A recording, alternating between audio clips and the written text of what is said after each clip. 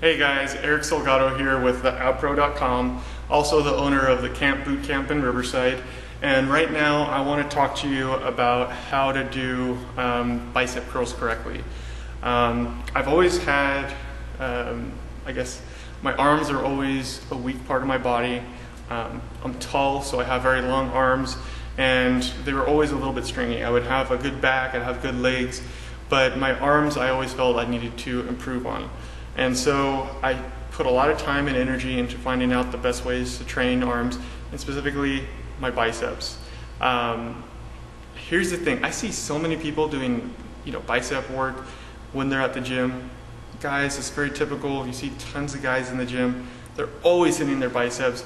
Unfortunately, I rarely see anyone doing them correctly. So right now I want to demonstrate the proper way to effectively stimulate your bicep with the proper bicep curl form.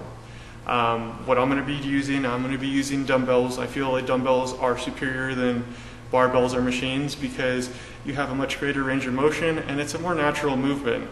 If you think back to when we were cavemen, how often would they find a perfectly balanced bar? Never.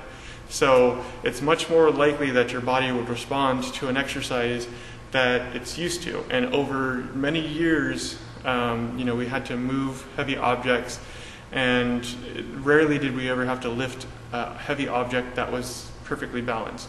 However, if you grab something in one arm, you'd be able to easily lift it, and it would be a more natural movement than if you were to use barbells. So that's one of the reasons why I feel barbells are superior. Besides that, you have to use more stability muscles in order to perform the exercise, so it stimulates more muscle fibers. But I try to use dumbbells as often as possible, and I'll only use barbells mostly for leg work and maybe some heavy back work because they don't have dumbbells heavy enough for me. But like I said, if you had the option between dumbbells or barbells, I would always opt for the dumbbells. So let's go ahead and get started.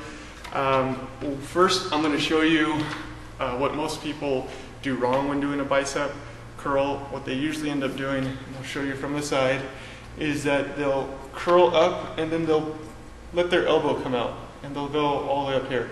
I've even seen some guys come all the way up here and then they'll go back down. Something else they usually do is they won't go all the way down. They'll keep their arm tight and they'll just end up doing this. Partial movements. The worst is probably if they just move their elbows back and forth. Guys, this is not working the bicep. You really have to put your ego aside and focus on what really matters, which is the results. Like I said, no one's staring at you and thinking you look cool doing this exercise. If you're getting any stares, they're probably because you're doing it wrong. So what you want to do is you want your arms to be at your side, and your palm should be facing your thighs. So your arms should be fully extended, as mine are now. And as you curl, you're going to twist your wrist so that your palms are facing up. And as you come up, you're keeping your elbows tight. You're going to flex your bicep as much as possible, but keeping your elbow in tight. And you want the inside of the dumbbell to touch the outside of your chest. And then you're going to go back down. I'm going to switch hands. Touch the inside of your chest. Back down. Just like so. Now what this does is it fully stimulates the bicep, and it doesn't take pressure off of it and puts it on the shoulder. So whenever you move your elbow forward like this, you end up flexing your shoulder, which you can see right now. But if I keep it in tight like so, a majority of the pressure is kept on my bicep, and then back down. Again, you want to go all the way down, get a good stretch, keeping your back straight. You're going to curl up, contract that bicep as much as possible without moving your elbow forward, and then you're going to go back down. You could alternate, doing alternating dumbbell curls if you like, or you could do both at the same time. And again, you've got to make sure you twist your wrist so that you get a good squeeze with the bicep, and then you're going to go back down to get that good stretch. This is the proper way to do a bicep curl. You might need to step back on the weight, but you're going to get much better results doing this. If you want to really get that peak, like I said, really remember that you gotta stretch that muscle as well as contract it as much as possible. The name of the game here is to stimulate the muscle. It's the only way you're gonna get results. Weights, repetitions, how many sets to do, all of that stuff comes secondary to how well you're able to stimulate the muscle. That's gonna come from your form. So guys, I hope if you're doing this, or ladies, if you see someone doing this, if you're doing it yourself, now you know the proper form. Like I said, really just focus on stimulating the muscle. Don't worry about the weights. Don't worry about how many reps you could do.